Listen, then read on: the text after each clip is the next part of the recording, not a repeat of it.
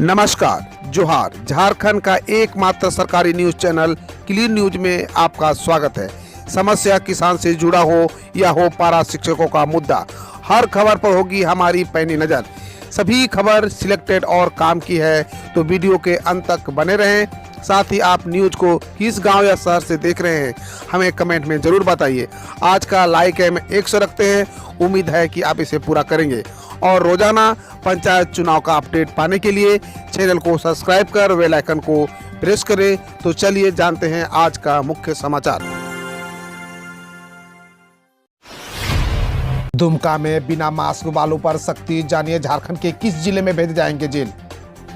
Corona की तीसरी लहर को देखते हुए कोरोना प्रोटोकॉल नहीं मानने वालों पर सख्ती शुरू हो गई है। झारखंड के दुमका में उपायुक्त सह जिला दंडाधिकारी रविशंकर शुक्ला के निर्देश पर बिना मास्क पहने लोगों के विरुद्ध कड़ी कार्रवाई शुरू हो गई है। एक ही टर्म में हो सकेगी झारखंड बोर्ड जैक मैट्रिक और इंटरमीडिएट परीक्षा। झारखंड में मैट्रिक और इंटर की परीक्षा अब एक ही टर्म में हो सकेगी। ऑब्जेक्टिव और सब्जेक्टिव प्रश्न एक साथ पूछे जा सकेंगे या फिर सिर्फ OMR शीट पर ऑब्जेक्टिव सवालों के आधार पर परीक्षा ली जा सकेगी। इसके लिए स्कूली शिक्षा व साक्षरता विभाग ने तैयारी शुरू कर दी है। पहले मैट्रिक और इंटर की परीक्षाएं 2 टर्म में होनी थी। 1 से 15 दिसंबर 2021 तक पहला टर्म ऑब्जेक्टिव और 1 से 15 मई 2022 तक दूसरा टर्म होना था। इसके बावजूद इसके अब तक पहले टर्म की परीक्षा नहीं हो सकी है। वर्तमान हालत में फरवरी में इसके होने के आसार नहीं है। कोरोना संक्रमण की स्थिति सामान्य होने के बाद भी मार्च और मई के बीच एक बोर्ड के लिए 2 परीक्षा का आयोजन सही नहीं होगा।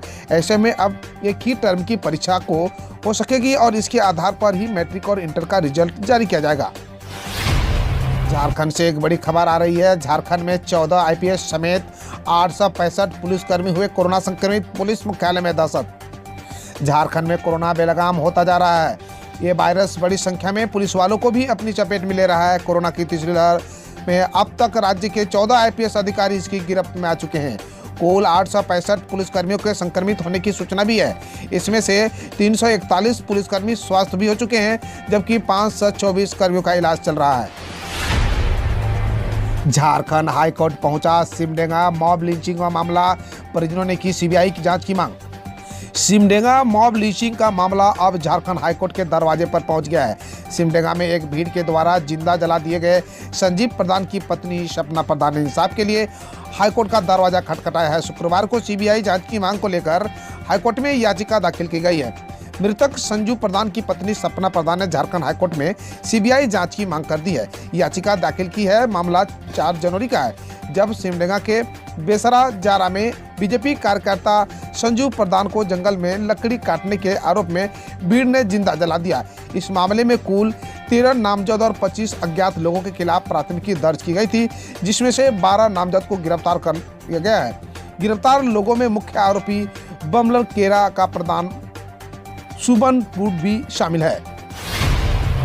झारखंड के लिए खुशखबरी, जल्द निकलेगा बोकारो गोला और मांझी एक्सप्रेसवे के लिए टेंडर। 1700 करोड़ का होंगे खर्च। झारखंड के लोगों के लिए खुशखबरी है। दरअसल झारखंड के लोगों को जल्द ही एक्सप्रेसवे की सौगात मिलने वाली है। जानकारी के अनुसार बोकारो से गोला और मांझी एक्सप्रेसवे निर्माण की योजना को जल्द ही मंजूरी मिल सकती है। ऐसे में झारखंड में एक्सप्रेसवे से बनने से लोगों को काफ़ी राहत मिलेगी। पहले चरण में सड़क बोकारो के जैना मोड़ से गोला तक जाएगी, वह दूसरे चरण में गोला से और मांझी रांची तक जाएगी से बनाया जाएगा।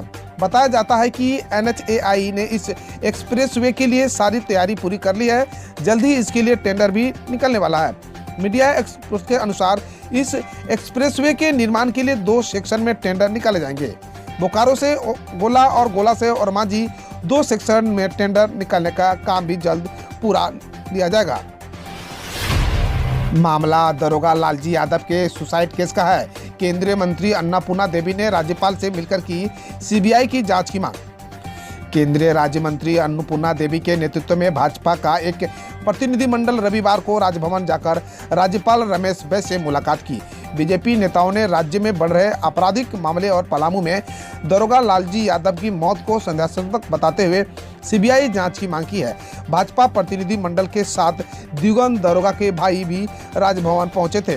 उन्होंने अपने भाई की मौत मामले में राज्य सरकार की CID जांच पर अविश्वास जताते हुए राज्यपाल से सीबीआई जांच कराने की गुहार लगाई है। झारखंड में 23 जनवरी को फिर हो सकती है बारिश, बढ़ेगी ठंड, जाने अपने जिले के मौसम का हाल। झारखंड में आगामी 23 जनवरी को एक बार फिर बारिश हो सकती है। इससे पहले 22 जनवरी को राज्य में सुबह में कोहरा या धुंध तथा बाद में आंशिक बादल छाए रहेंगे। वहीं राज्य में अगले 24 घंटों के दौरान न्यूनतम तापमान में 2 डिग्री सेल्सियस की गिरावट की पूर्वानुमान मौसम विभाग ने लगाया है। मौसम केंद्र रांची के अनुसार 17 से 21 जनवरी के दौरान सुबह में कोहरा या धुंध रहेगा। वहीं आसमान मुख्यतः साफ रहेंगे। अगले 24 घंटे के दौरान न्यूनतम तापमान में 2 से 3 डिग्री सेल्सियस की गिरावट देखी जा सकेगी। अगले 2-4 दिनों तक स्थिति ऐसे ही बनी रहेगी। झारखंड के 20 लाख राशन कार्ड धारियों को 26 जनवरी से मिलेगा सस्ता पेट्रोल। मोबाइल ऐप से कैसे करें आवेदन। झारखंड में रहने वाले राशन कार्ड धारियों को आगामी 26 जनवरी से सस्ता पेट्रोल देने की योजना पर कार्य शुरू हो गया है। पहले चरण में राज्य के वैसे 20 लाख कार्डधारियों को इसका लाभ मिलेगा जिनके पास 2 पहिया वाहन है। हालांकि राज्य में कुल कार्डधारियों की संख्या करीब 61 लाख है। इसमें प्रायोरिटी हाउस होल्ड कार्डधारियों की संख्या 50,18,472 और अंत्योदय राशन कार्डधारियों की संख्या 8,99,400 है। 2 पहिया वाहन कार्डधारियों के एक सदस्य को हर महीने 10 लीटर पेट्रोल प्रति लीटर में 25 रुपए की छूट मिलेगी। इस तरह से 2 पहिया वाहन रखने वाले कार्डधारियों के एक सदस्य को हर महीने 250 रुपए मिलेंगे। ये राशि डीबीटी के माध्यम से उसके बैंक अकाउंट में ट्रांसफर होगी। झारखंड सरकार की गरीबों के लिए सस्ता पेट्रोल योजना का लाभ देने के लिए लाभुक को सरकार की ओर से जारी किए जाने वाले मोबाइल ऐप के माध्यम से खुद आवेदन करना होगा। पेट्रोल खरीदते समय लाभुक को पंप पर पूरे पैसे चुकाने होंगे। कोल्हान विश्वविद्यालय के अंतर्गत आने वाले सभी कॉलेजों की ऑफलाइन कक्षाएं बंद, 50% कर्मी देंगे सेवा। कोल्हान विश्वविद्यालय के सभी अंगीभूत कॉलेज में 31 जनवरी तक ऑफलाइन कक्षाएं बंद रहेगी। विश्वविद्यालय प्रशासन ने ऑफलाइन कक्षाओं को बंद रखने का निर्णय लिया है। सभी कॉलेजों को निर्देश दिया गया है कि राज्य सरकार की गाइडलाइन को सख्ती से पालन करें और कॉलेज में 50% शिक्षकेतर कर्मचारी और शिक्षक ही अपनी सेवा दें। 28-30 जनवरी तक होगी जेपीएससी का मुख्य परीक्षा। डीओबी और प्रारंभिक परीक्षा का रोल नंबर डालकर आज से एडमिट कार्ड डाउनलोड कर सकते हैं। झारखंड लोक सेवा आयोग ने 7वीं से 10वीं संयुक्त सिविल सेवा परीक्षा के मुख्य परीक्षा का टाइम टेबल जारी कर दी है। परीक्षा 28 जनवरी से 30 जनवरी तक रांची के 14 परीक्षा केंद्रों पर आयोजित होगी। वही परीक्षा में शामिल होने वाले अभ्यर्थी 18 जनवरी से अपना एडमिट कार्ड डाउनलोड कर सकते हैं। आयोग ने कहा है कि उम्मीदवार अपना डेट ऑफ बर्थ और प्रारंभिक परीक्षा का रोल नंबर डालकर एडमिट कार्ड डाउनलोड कर सकते हैं। आयोग की ओर से जारी नोटिफिकेशन के अनुसार परीक्षा 2 पाली में ली जाएगी। दोनों पालियां 3-3 घंटे की होगी। मनरेगा में राज्य भर में 89,000 से अधिक महिलाओं का हुआ चयन और प्रशिक्षण। मनरेगा योजनाओं के क्रियान्वयन में अधिक से अधिक महिला कर्मचारियों को जोड़ने के लिए महिला श्रमिकों को कार्यस्थल पर महिला साथी के रूप में काम करने के लिए प्रशिक्षित किया जा रहा है।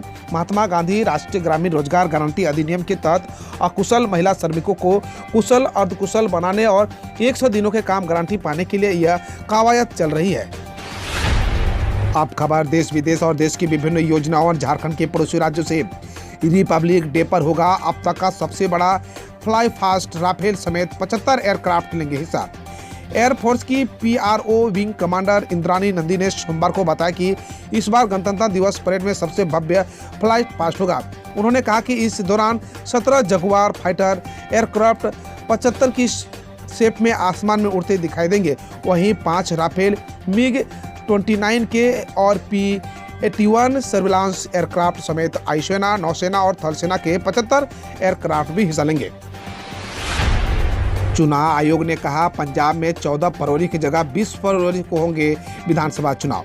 मुख्यमंत्री चरणजीत सिंह चन्नी और विभिन्न राजनीतिक दलों की मांग के बाद चुनाव आयोग ने पंजाब विधानसभा चुनाव की तारीख 14 फरवरी से आगे बढ़ाकर 20 फरवरी कर दी है।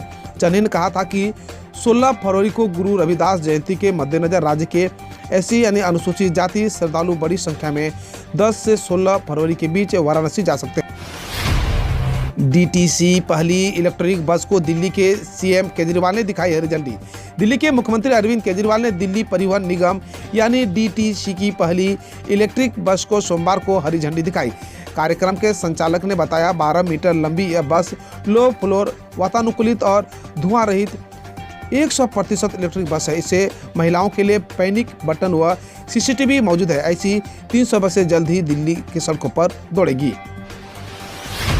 सुप्रीम कोर्ट से केंद्र ने कहा, किसी को भी बिना सहमति के कोविड-19 का टीका जबरन नहीं लगाया जा सकता। केंद्र ने सुप्रीम कोर्ट से कहा कि स्वास्थ्य मंत्रालय द्वारा जारी कोविड-19 टीकाकरण के दिशा निर्देशों में किसी को सहमति के बिना जबरन टीका लगाने की बात नहीं की गई है। विकलांगों को टीकाकरण प्रमाण पत्र दिखाने से छूट के मामले में केंद्र ने कहा कि किसी काम के लिए प्रमाण पत्र साथ रखना अनिवार्य करने के लिए कोई SOP जारी नहीं हुई है। पद्म विभूषण से सम्मानित कथक डांसर पंडित बिरजू महाराज का 83 साल की उम्र में हुआ निधन। पद्म विभूषण से सम्मानित मशहूर कथक डांसर पंडित बिरजू महाराज का सोमवार को दिल्ली में निधन हो गया, जिसकी जानकारी उसके नाती सोरांश मिश्रा ने सोशल मीडिया पर दी। DD न्यूज के मुताबिक उन्हें हार्ट अटैक आया था। बिरजू महाराज कथक नृत्यकों के महाराज परिवार में थे और कथक के लखनऊ कालका बिंदादीन घराने में ताल्लुक रखते थे।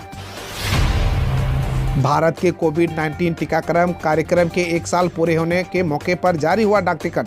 भारत के कोविड-19 टीकाकरण कार्यक्रम के 1 साल पूरे होने के मौके पर केंद्रीय स्वास्थ्य मंत्री मनसुख मांडविया ने डाक टिकट जारी किया है।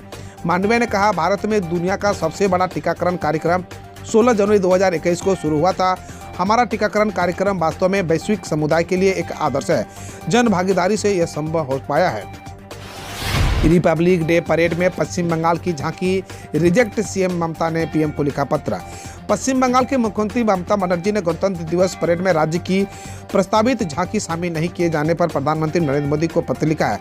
उन्होंने प्रधानमंत्री से परेड में पश्चिम बंगाल के स्वतंत्रता सेनानियों की झांकी शामिल करने का अनुरोध किया है। ममता ने कहा, सरकार के इस फैसले से लोगों को काफी दुख हुआ है।